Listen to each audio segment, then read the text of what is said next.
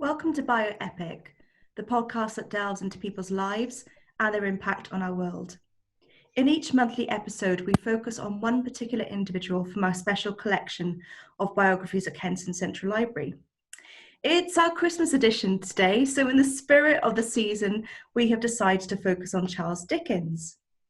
My name is Katie Williams. I am a Service Delivery Manager at Kensington Central Library.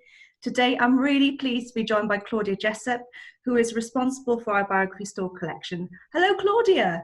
Hi, Katie. Hello.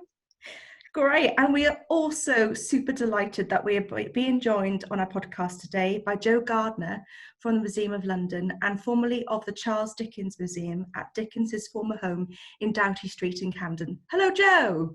Hello. You're very welcome to the podcast. So Charles Dickens, arguably the most famous of all English novelists, his appeal has endured since his career began almost 200 years ago. That's a long career. We can't possibly cover such an enormous subject in our short podcast, but we wanted to look at a particular facet of Dickens, which is his role in relation to the way people celebrate Christmas and his authorship of the seasonal classic, A Christmas Carol. It's been a very difficult year for all of us. Many of us are experiencing Christmas in a very different way from how we normally would. And it's very hard being away from those who would have hoped to spend the season with. But we think there is something very comforting about revisiting A Christmas Carol.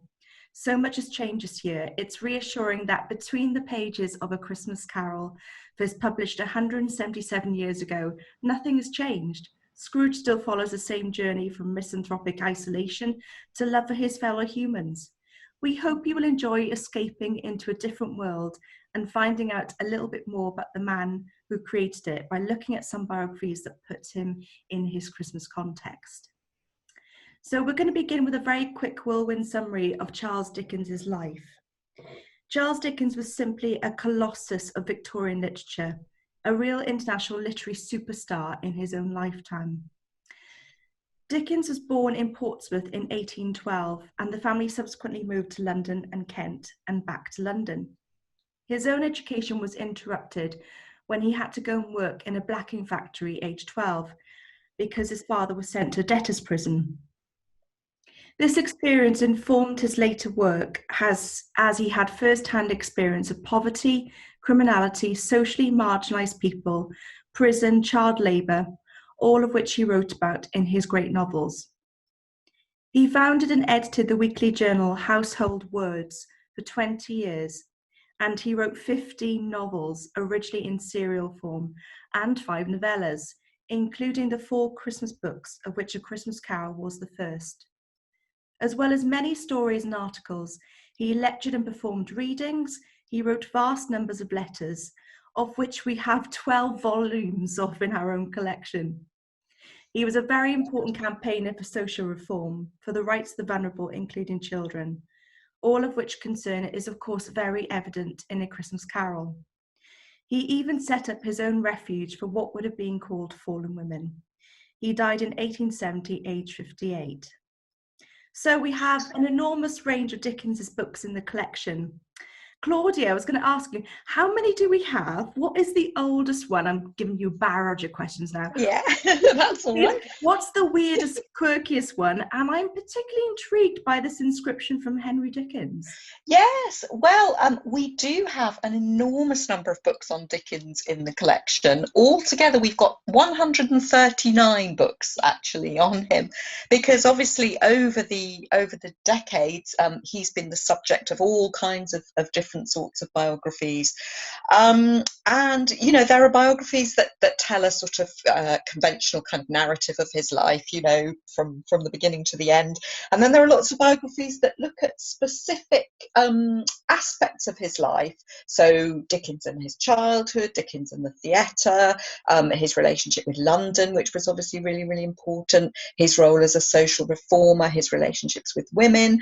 And then also one of the great things about the biography collection is if you're interested in a person, you can then also branch off into looking at the people around them. So there are lots of biographies of the very significant people in his lives as well.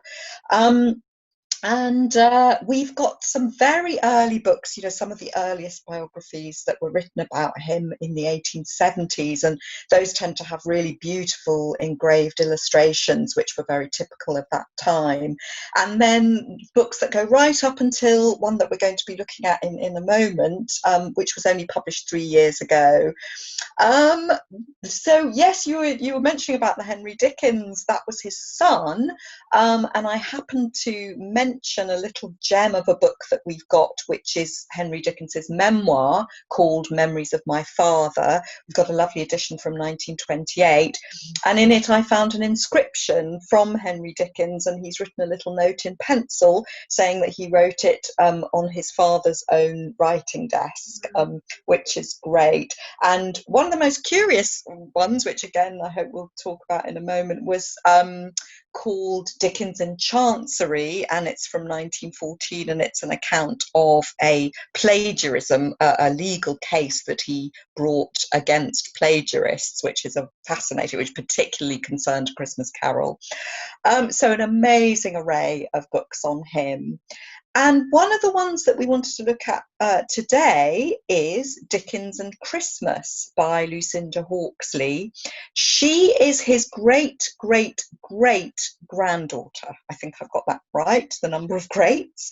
And this was published only in 2017.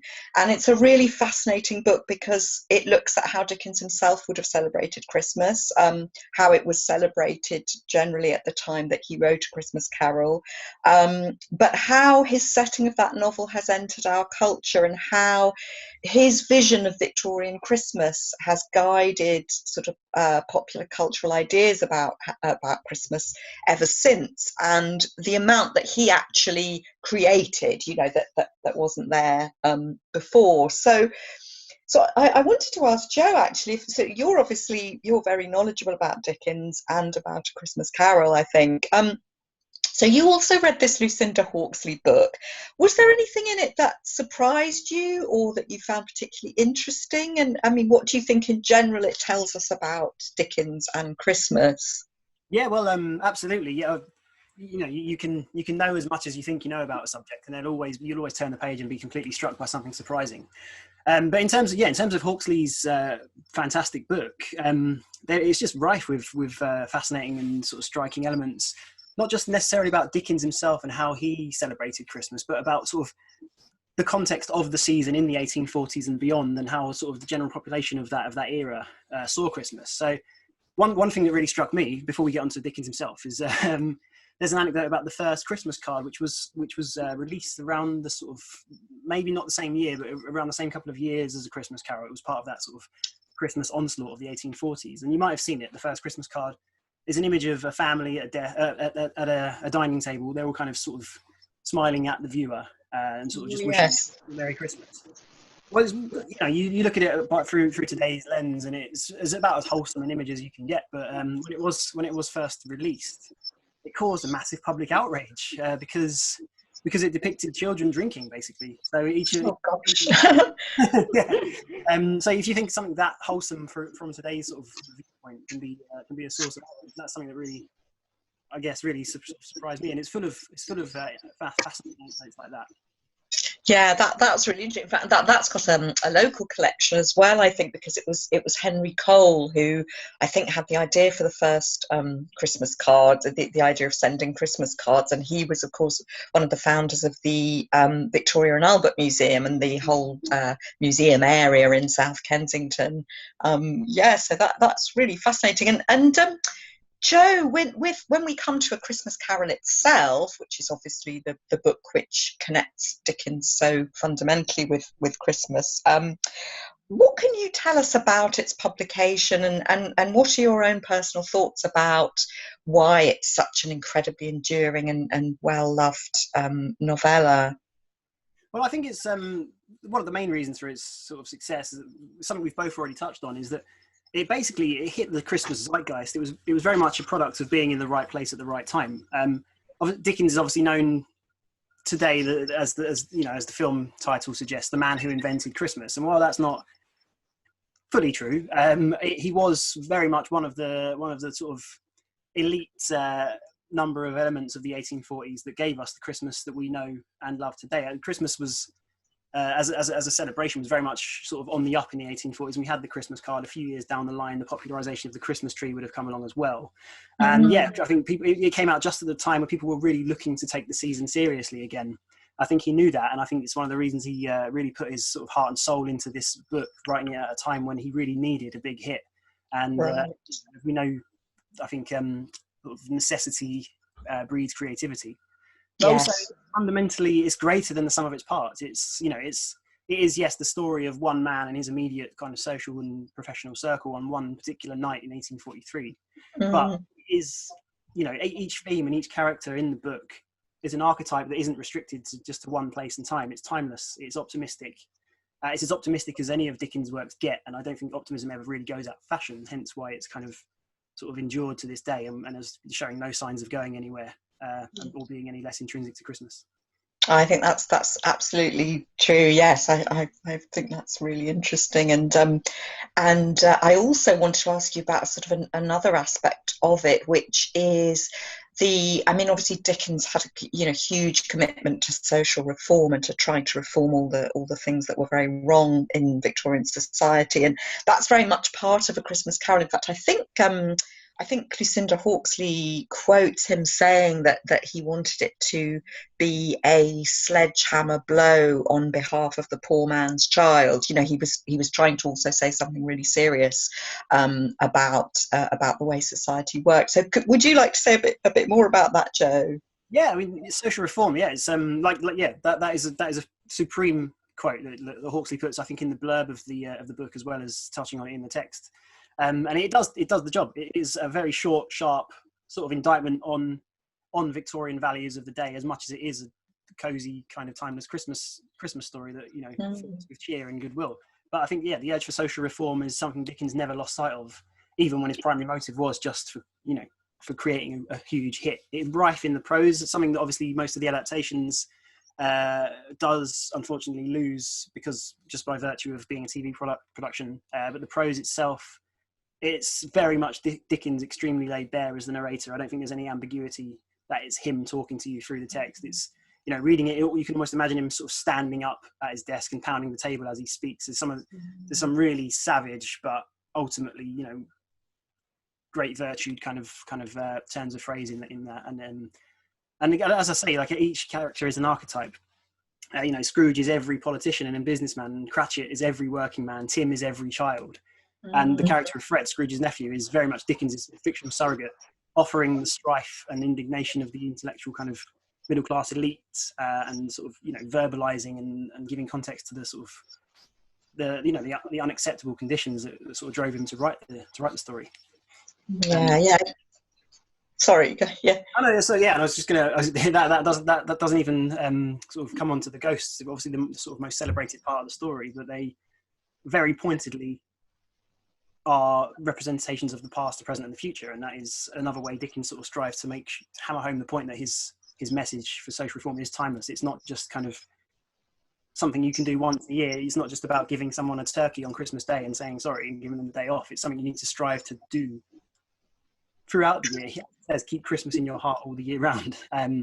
So yeah, I think it's kind of one of those things that, being a timeless Christmas story, it's nice for us to be reminded of it sort of once a year, as we are kind of, you can't really avoid A Christmas Carol when December rolls around, which is one of the genius things about how it's endured.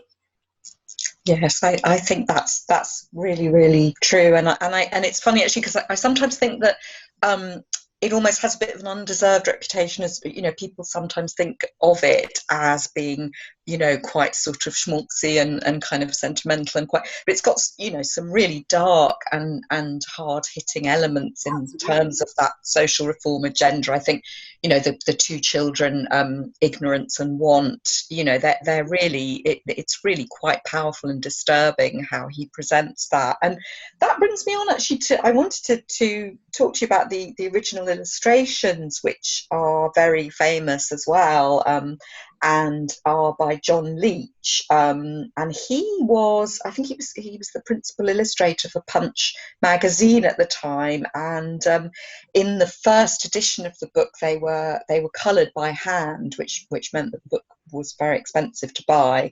And just to mention, we also got biographies of Leach in our biography collection. They're very old ones. I'm not sure if anything has been written about him more recently, because we've got books about him from the 1880s and 1890s, which I'm quite looking forward to having a look at. But Jo, what do you feel about those illustrations? Well, that's the other thing that you asked why the book's endured, or why it was such a huge hit on its initial publication, and I don't think it's an overstatement to say that the illustrations are a huge factor in the success of the book, because we tend not to equate novels with pictures today, but back in the Victorian sort of era, when the novel was very much the most affordable and sort of prolific source of family entertainment, in much the same way that whatever's on TV is for us today, it was really important for audiences, for families, to be able to sort of put a face to the text, as it were. And those images were a huge part in sort of visualizing that, just an extra hand in what Dickens was attempting to do in sort of visualizing the season. And then, Leach was a bit of a one-hit wonder. He only worked with Dickens on that one text. He never really worked with him again. But in one fell swoop, he managed to give us the most quintessentially kind of enduring Dickensian images of all time, really. And they're still used as visual cues, not just for, on Christmas cards or in sort of just in the general kind of popular culture around December, but they're used in most adaptations of the story. The image of the Ghost of Christmas Present looking very much like Father Christmas in his big green gown, holding his horn of plenty. It's just it's about as Christmassy as it gets, isn't it? Yeah. Oh, that's brilliant. Jo, I was going to ask, what was it like working at the house where Dickens had lived? Did it make you feel closer to him? Yeah, absolutely. Yeah, I mean, it's one of the most kind of repeated kind of compliments the museum gets. It sounds obvious to say, but it does help to bring those, being in the house, to bring those timeless stories and ideas and themes and characters and back to one sort of very human, fallible, hardworking man writing away in his study. Each room is so expertly curated, using the sort of fashions and what we knew about Victorian sort of fashions and styles of the time.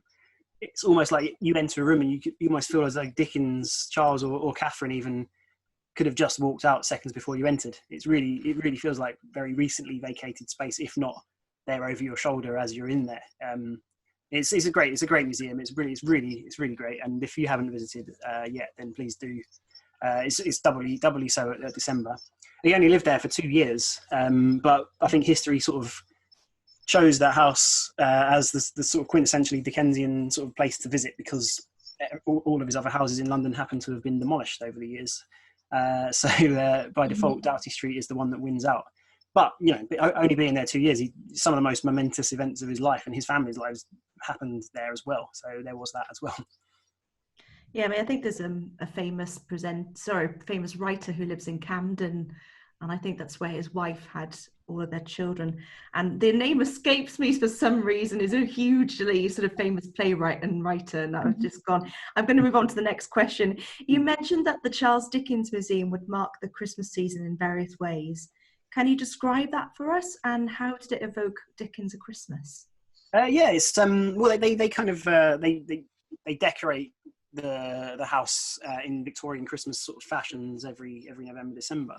If you picture, going back to Leach, if you picture his illustration of Fred, Scrooge's nephew's family Christmas, and Dickens's description of it, you walk into Dickens's living room in December in Doughty Street, and you may as well have walked into that image, because it is very much, wow, it's so evocative. But they also have, obviously, accepting the current situation, they do have events every year as well, like in the evenings, that really strive to evoke Victorian Christmas sort of events. So they have kind of ghost story readings, Christmas carol readings. They have performances of A Christmas Carol which take place throughout the house, throughout different rooms. Last year I attended a reading, I say reading, it was actually a performer essentially regaling the entirety of A Christmas Carol by heart. It was so impressive, but obviously they can't quite do as much as they ordinarily can this year. But yeah, it's fantastic. It really is the place to be at Christmas time if you are into your Dickens or your Victoriana. That sounds so cool. I'm very happy to be asking this next question. Obviously, Christmas Carol must be one of the most adapted novellas, with films and plays galore. And I was going to ask you both, what's your favourite? Because mine is The Muppets Christmas Carol, because it's perfect. Obviously, it's got singing in it. How about you, Claudia? Well, yes. I mean, when I was a child, my parents had a record of it. An old vinyl record, which I think must have been from the 60s, where the narrator was Bernard Miles, and the music that they used was Vaughan Williams' variations on a theme of Thomas Tallis, which is one of my favourite pieces of music. It's such a beautiful piece of music. Yeah, but the trouble is, still even now, when I hear that music, I still feel this slight sense of kind of dread, and because I was really quite terrified of this record as a child, with Marley's, chains clanking and all of that. But yeah. And what about you, Joe? What's your favourite adaptation? I'm going to have to echo Katie and really go for the Muppets as well. Yeah, absolutely. It's a staple of my Decembers every year. Probably the reason I'm so into Dickens in the first place. And it may be filled with with Disney songs and talking animals, but I think that aside, it really does get, like, jokes aside, it really does get the spirit and the tone of the book right. Fantastic. A lot of adaptations don't, to be honest. I like that. I like it's called Scrooge. I think it's got Albert Finney in it. Yeah. Oh yes. Great adaptation as well. But I've seen so many, as I'm sure we all have. I think I do have a soft spot for the ones that sort of go off on their own course and take a few liberties with the story. So Blackadder's Christmas Carol was a favourite. It starts off benevolent and ends up becoming more miserly and selfish as the story. Excellent. Scrooge as well, with Bill Murray, where he's a TV executive going through the same kind of journey as Scrooge, but in the modern day America. Right. I like, but I've always got time for an adaptation of A Christmas Carol. Yes. Oh, well, I wanted to just mention now one of the, I mentioned it earlier on, one of the kind of, we have a lot of books in the biography collection that are sort of like, kind of curiosities in a way, just sort of very unusual things, one of which is from 1914, and it's by Edward T. Jakes, and the title, it's got one of those very long sort of titles, Charles Dickens in Chancery, being an account of his proceedings in respect of the Christmas Carol, with some gossip in relation to the old law courts at Westminster.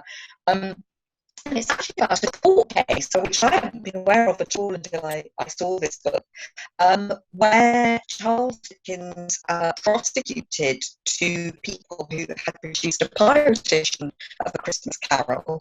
I think they called it A Christmas Ghost Story, and they were called Richard Egan Lee, and then the other one had a very Dickensian name, he was called John Haddock. And they, he took them to court, and because what apparently happened, obviously the situation with authors' rights and stuff was very different then, and it was in fact something which Dickens campaigned about in his life. And I think regarding plays, theatrical productions, people could more or less just, put one on, and that was allowed. And Dickens actually, quite enjoyed a lot of them. But in terms of actually producing a book version, he did, he obviously got very fed up about the fact that lots of people were making quite a lot of money out of A Christmas Carol by doing what these men did, which was produce their own version. I think they just changed various names. They changed Fezziwig to Fuzzywig and things like that.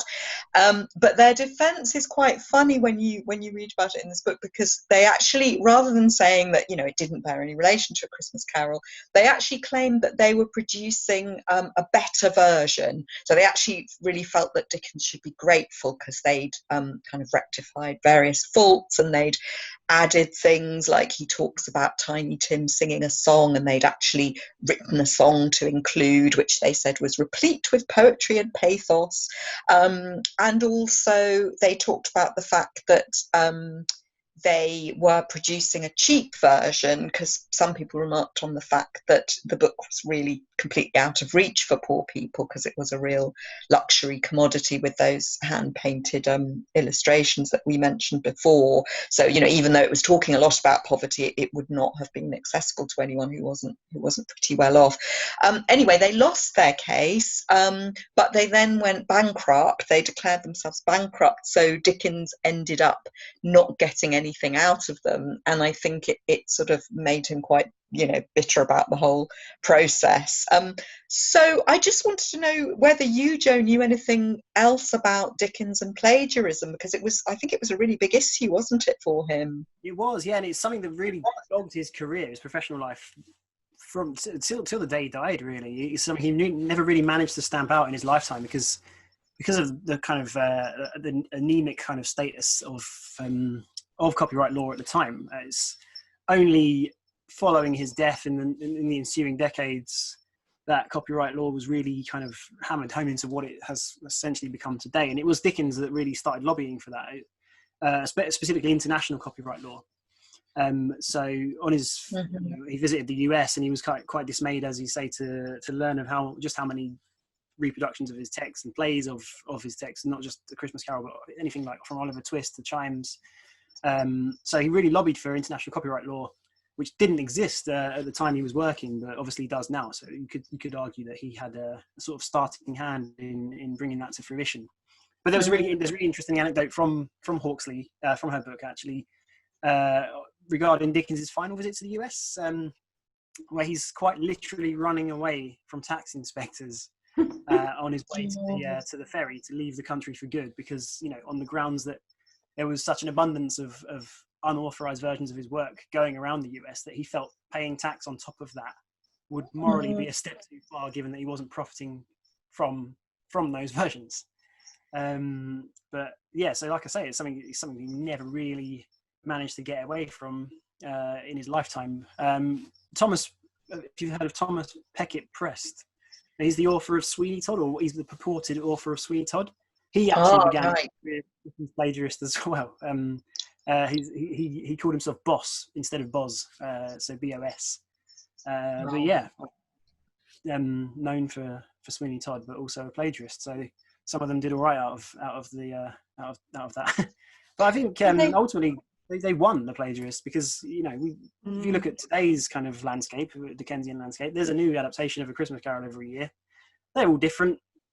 So yeah, they were bound to be right eventually. I think, speaking of the original plagiarists who argued that they do improve on the original, I think some of the adaptations that are out today do improve on the originals. Have you seen Armando Iannucci's David Copperfield that came out last year? No, not yet. Yes, yeah, I enjoyed that. Yeah, phenomenal film, but it unapologetically makes a lot of liberties with the source material, and in most of those cases, I think it does improve upon what it changes. So, I'm not calling Iannucci a plagiarist by any stretch of the imagination. Modern equivalent, as it were. I think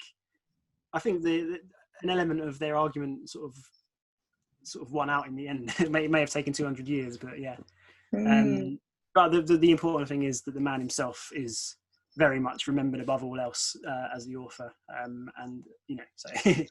Absolutely. And in fact, it's interesting because Jakes is actually quite sort of sympathetic about the pirate, the men who he took to court, who Dickens took to court, because he sort of describes, like, you know, there were people who this was their job, was to create pirate editions of things, and they were often, you know, working for very small amounts of money, some of them, and, you know, obviously some people who sold them could make a lot of money, but the actual sort of hacks who sat down and did this, he actually paints these two plaintiffs as quite sort of pitiful figures, really. This is really fascinating. I just wanted to clear up the title, because Claudia's audio just went a little bit awry in the introduction to the recommendation. So I'm going to clarify. The book title was called Charles Dickens in Chancery.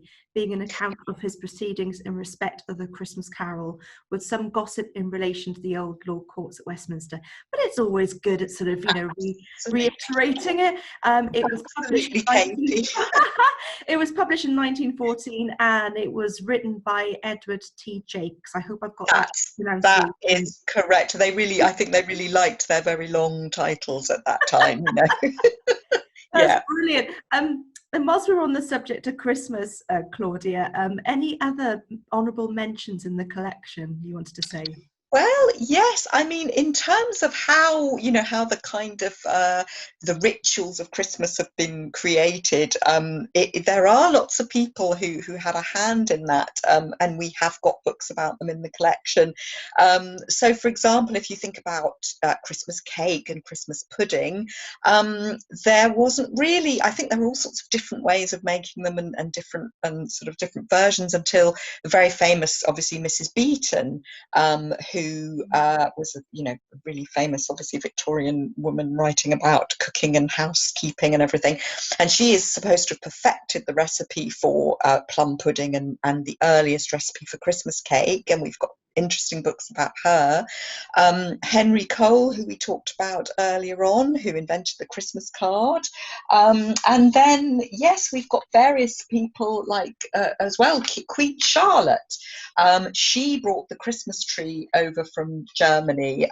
It's often thought to be Prince Albert, but in fact it's known to be Queen Charlotte, and that was something that became very, very fashionable. The royal family made it fashionable, as I say, when it was brought over from Germany. But all sorts of people, and also people from later periods as well. Like we did a display a couple of years ago about Christmas, and people who wrote some of our most famous Christmas hits, and people like Irving Berlin, and but generally I could go on, but lots and lots of books about people connected with Christmas. Yes. Well, I'm delighted to hear all those recommendations. I'm sure that people will be clamouring for them over this period.